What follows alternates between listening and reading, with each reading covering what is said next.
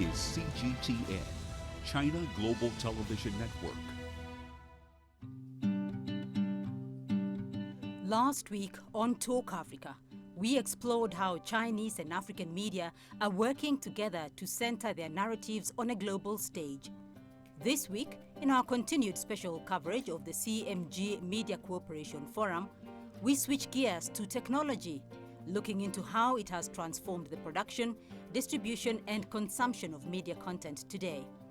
From an array of keynote speeches and an in-depth panel discussion, we also seek new insights into an evolving audience profile and ways Chinese and African media houses can boost content sharing to meet wider consumer demands.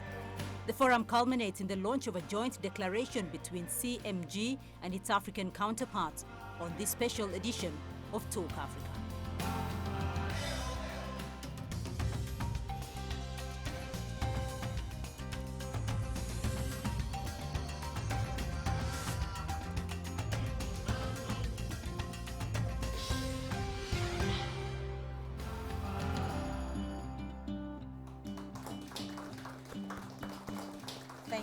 Thank you very much indeed. Before we continue, I'd just like to sample some of your comments from online participants.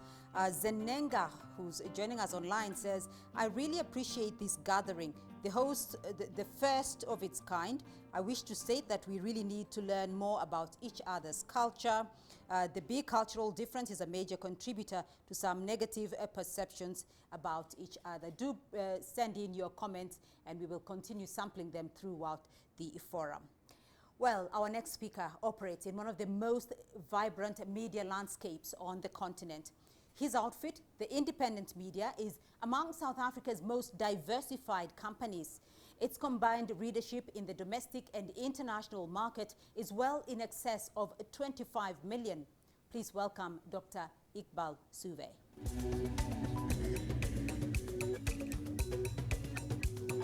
I'm very delighted to address you today, in particular to address the question or the role of China and Africa in the area of media and technology, in particular the post-COVID era. The world has been through a very big change over the last few months and years. We have seen the impact of the pandemic COVID. It has strained cooperation between countries.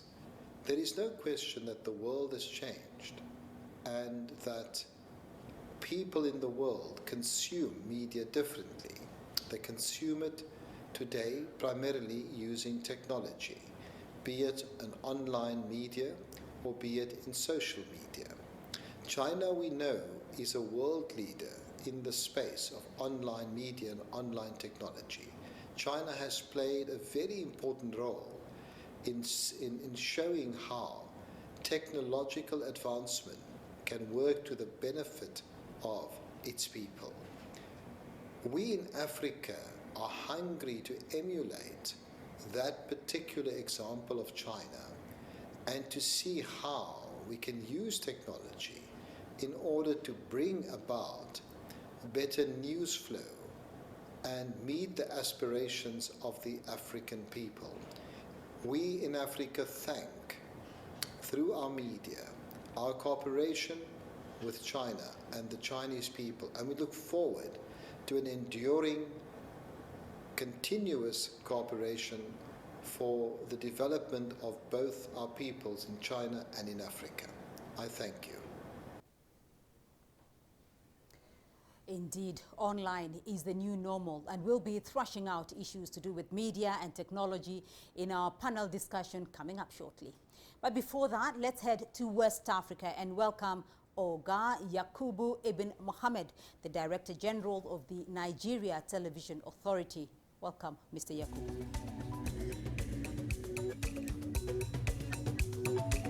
Ladies and gentlemen, I bring to you greetings from the Nigerian Television Authority, NTA. China and Africa have over the years become critical partners in their quest to achieve the growth and development of their peoples. Areas of cooperation between the two, permit me to cite Nigeria as an example, have been in infrastructure, especially rail and roads, and the economy, to mention just a few. This has brought about a monumental transformation, especially in the rail sector of the Nigerian economy, recalling that the Forum on China-Africa Cooperation held in December of 2015 had media relations as one of the agreements reached. This further attests to the importance attached to cooperation between the two countries in the area of media relations. In this regard, the NTA Star Times partnership on digital switchover project ensures that as a national broadcaster, we commence the analog digital television switchover process well ahead of the International Telecommunications Union ITU 17 June 2015 deadline. The coronavirus came with a lot of challenges, but one of the gains derivable from it is the traction it gave to media convergence, whereby most media houses have expanded their reach via online platforms which have made their services to be received on the go. The Chinese government deserves huge credit for its multilateral short courses initiative that is fully funded by the Chinese government with the aim of training and developing the capacity of media personnel, like journalists, producers, and technicians within the digital broadcasting ecosystem. Thankfully, our organization, the NTA, and its personnel have benefited from this generosity. I thank you very much for your attention. Mr. Yakubu there recalling the pivotal role China played in working with state broadcasters in the transition from analog to digital. Well, let's cross over now to East Africa and hear from Dr. Ayub Rioba, the Director General of Tanzania's Broadcasting Corporation. Karibu. Colleagues, ladies and gentlemen, it is indeed a great privilege and an honor to be invited to this important occasion to share with you a few remarks on the importance of China-Africa Media Cooperation.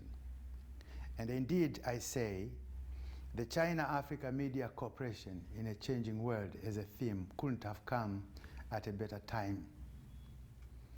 There are critical areas of cooperation and linkages which could improve the quality of production and amplify the voices of Africa's state broadcasters on the domestic, regional, and continental stage or international stage where possible.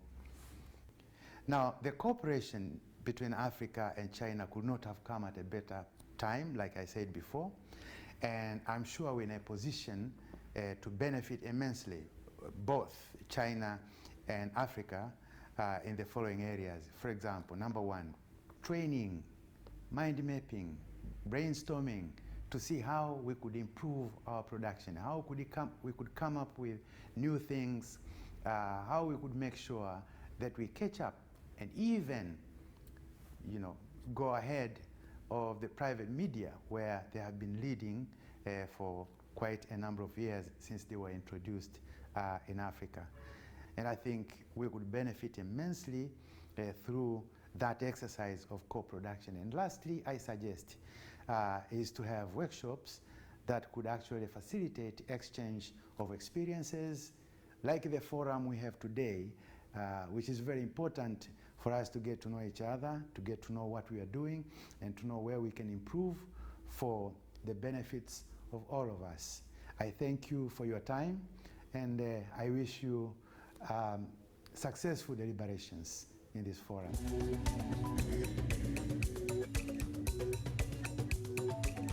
Right there, Professor Joe, I want to get your view on, technology, because we've talked a lot about, as Dr. Munya has mentioned, 5G, artificial intelligence and all that. I mean, the role of technology, because the present and the future is technology, and this has created a lot of platforms, a multitude of platforms. How do you find your voice in an environment with so much choice? Okay, I think this is a very important question because as the development of social media, individuals have much more choices than before to select the informations. So the media legitimacy will be very important for the public and for the media. On one hand, I think the traditional media should play much more professionalism. They offered enough information and the enough facts to show the whole picture of any kinds of news to the audience. And on the other hand, we think the social media played as a very important platform that different kinds of opinions can communicate and cooperate together at that. So in the future, I think the public sphere is acted like in the situation of high technology. It acted like there is very important position for traditional media, still keeping very important role. They report the information, they report the piece of news significance, they tell stories much more individual, and they reflect enough opinions, not only coming from the interviewees, but also coming from the feedback of the social media. And the social media also can divide the enough channel for the public to negotiate or discuss the enough that make the traditional media to play much more professionalism. So I'm going to take a question from the floor at the back there for members, for our panelists here. And we have a question from one of the members here. Go ahead. Thank you. Maybe, first of all, I've heard that this cooperation is with Legacy Media. And my question would be, how then and when do we bring on board the startups that are producing content meant for the youth who are the majority, as you have rightfully said that we are moving online? Thank you. I'm going to put that question to Dr. Rioba because you're practicing, broadcaster. How do you incorporate the online technology and especially bringing on board messages for the younger generation who are very technologically savvy? Thank you very much. I think that's a very important question. When I came here, Professor Amin Al-Hassan, whom I guess studied at Tampere University, where I also went, said it very well. The 4 questions he put forward. How do we respond to the technological changes that we see today, which are actually posing a threat to these traditional media? So for the time I've been at TBC, I've actually focused my attention on ensuring that we promote and we get the necessary technology, we get the necessary training for the young people who are working on social media platforms. And our presence is actually increasingly being felt by the public, and especially the young people. Mr. Liam Lee, your thoughts? Yes, I think both China and African storytellers or the creators in a very golden age in the history, because we can obtain our inspiration not only from the past, but also inspiration from the current stage. We can find many high quality content both from China and Africa I mentioned. And again, I strongly propose that we should funding the encourage joint creation or productions in the aspect of the content sharing. All right, Dr. Munyai, I think you had a comment there, and of course you can address the issue of the opportunities to make the exchange better. Indeed, there are a number of areas. I mean, I've been to China a lot of times, and one thing that surprises me is that both Chinese and African media does not cover enough sport. And you have, in China, soccer is a growing phenomenon. And you see Chinese teams, I mean, they buy Africans from European teams. And there hasn't been any direct Chinese and African soccer leagues exchange and coverage, and quite a number of other areas where I think the media can broaden the scope and have direct exchanges of views and images that reinforce cooperation and avoid a tendency, which is psychological, that anything that is best, it has to be made in UK, it has to be made in America. That we can have best players that are coming directly from Africa to China and from China to Africa.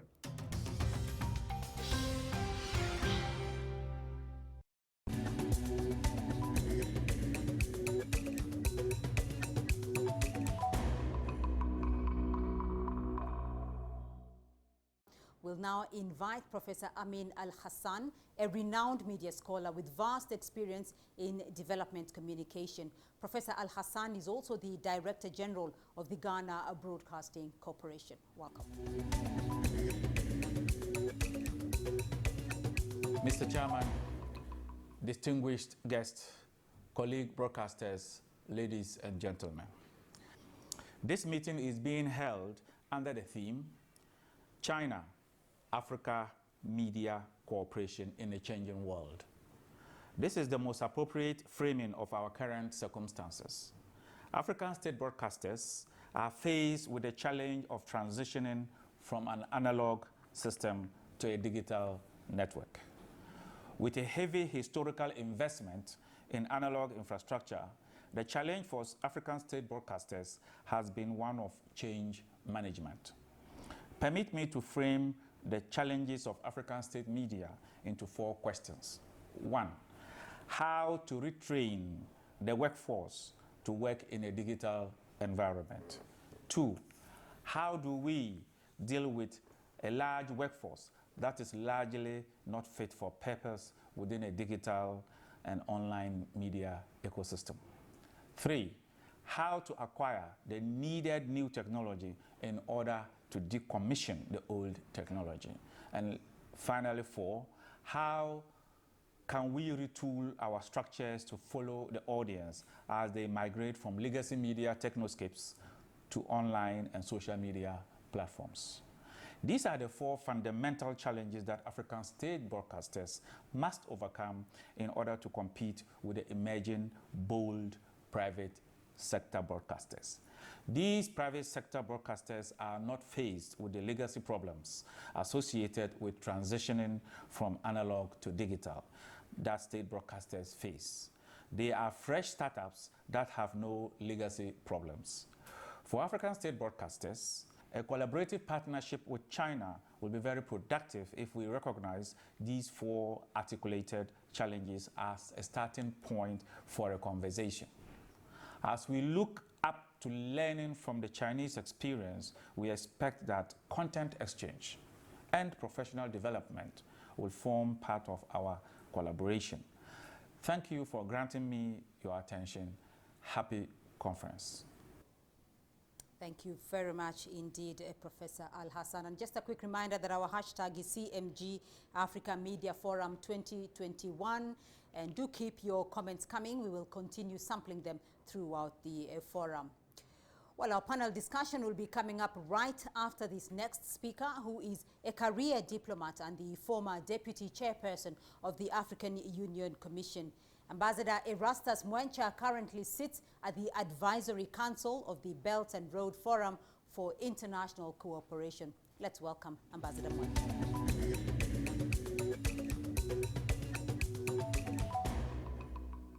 Ladies and gentlemen, we live in a globalized and unprecedented period, characterized by breathtaking technological advances combined with market liberalization, which has engendered the digital revolution.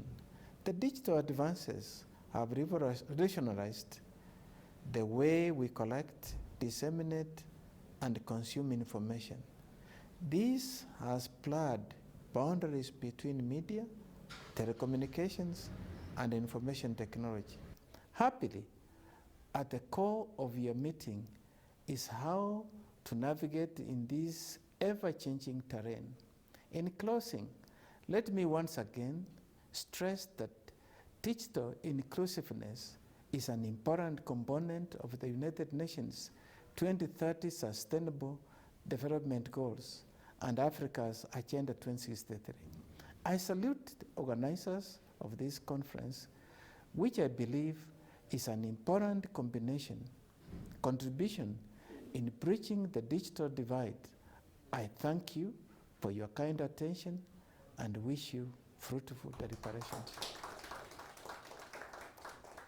I want to get your winding up comments, members of the panel, and I'll start off with you, Professor Kagwanja, because this year marks the centenary of the founding of the Communist Party. It is also marking 2 decades since the founding of the Forum on China-Africa Cooperation. We are talking cooperation not just politically, but also in media, and this forum is the beginning of another new journey in China and Africa media cooperation. How do we draw from our past to forge our future? With China and Africa, we are all developing countries. If you think I'm joking, by 1980, there were only 2 African countries that were poorer than China. Only 2 countries that were poorer than China. 4 decades later, China has the technology, has the development, and has managed to to lift its people out of extreme poverty. Now, what that means is that because we are developing countries, we can learn a lesson from China from that perspective. Our future must be built on the understanding that the 2 civilizations, the 2 peoples have forged together in the past, and they have helped to lift each other. Without Africa, China would not be in the United Nations Security Council today. It took Africa to stand up with China to be in the Security Council. It has taken China to stand up with Africa in very many cases, in Zimbabwe, in South Africa against apartheid, and in many cases as a member of the United Nations. Moving forward, FOCAC, BRI form the twin engine that is going to fry our 2 civilizations. All right, Professor Joe? I think the past give us very good experience to make the consensus of the independence and liberation and then the cooperation of FOCAC based on the consensus of the development. So in the future, I think the cooperation also need to build on the consensus of the future. So the narrative of Chinese and African media should seeking more consensus, and we need to enhance the standards of trust, and we need to use more true stories and more facts to make us know each other and make us be much closer relatives in the future. Dr. Bonyai. I'd like to thank the organizers for these important discussions. We expect more such lively debates, and I think for the media, it must be a people-centered media. It must be a developmental media that value its people, its civilization, and work for the betterment of Africa, China, and the world. I thank you. Douglas, you have the final word. Thank you very much, Beatrice. I think for me as a journalist, in the partnership, I would like to see more training, more technical cooperation. Today's journalist is faced with multiple challenges, especially of information overload, more training on fact-checking, multiple sourcing of stories, and generally building the capacity of journalists to deliver objective news. Thank you. All right, thank you very much indeed, Douglas. Well, we've listened to each other, deliberated, and arrived at several decisions. It is now time to concretize our ideas, our thoughts, and our aspirations. CMG and its 36 African media partners represented here now formally issue a joint declaration of our African partners, CMG Media Cooperation Forum 2021.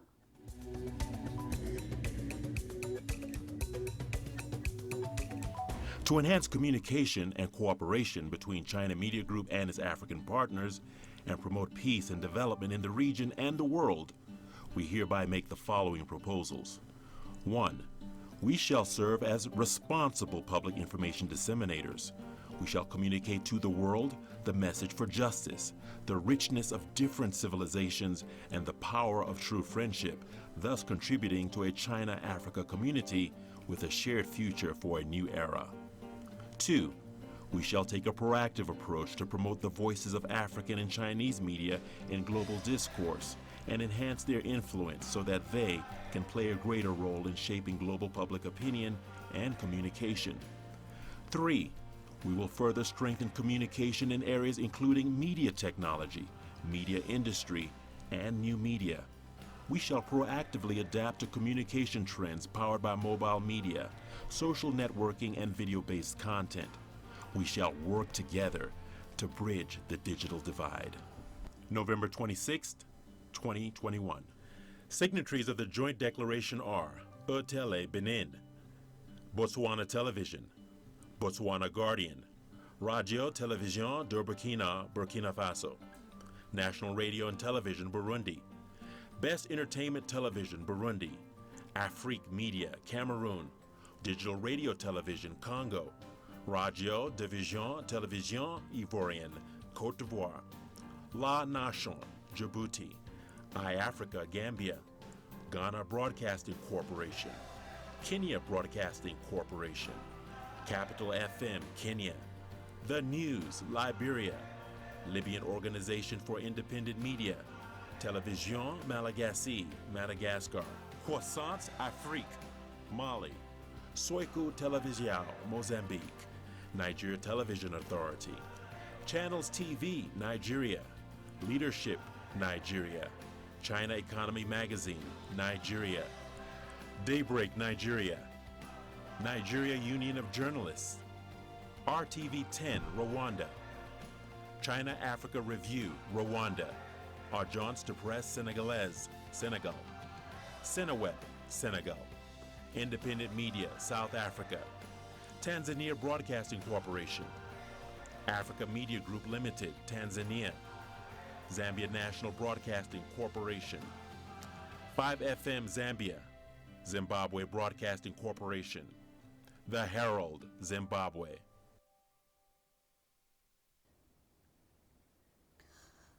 Douglas Okwach, thank you very much indeed for being a part of our discussion today. Professor Peter Kagwanja, thank you so much for joining us on this forum and for the conversation we've had here. Very insightful issues we have been discussing. May I also thank you all who've joined us online, our participants online, our members of the panel from across Africa and from China.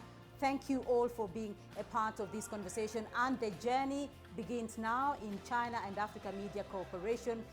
We will continue with this as a result of this momentous occasion. Ladies and gentlemen, we have now come to the end of our Africa Partners CMG Media Cooperation Forum 2021.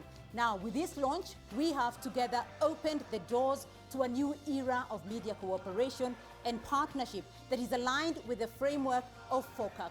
Through it, we envision a more integrated and stronger China-Africa community. In Africa, we say, when the root is deep, there is no reason to fear the wind. We look forward to seeing you again next time. Thank you. CSA. Goodbye.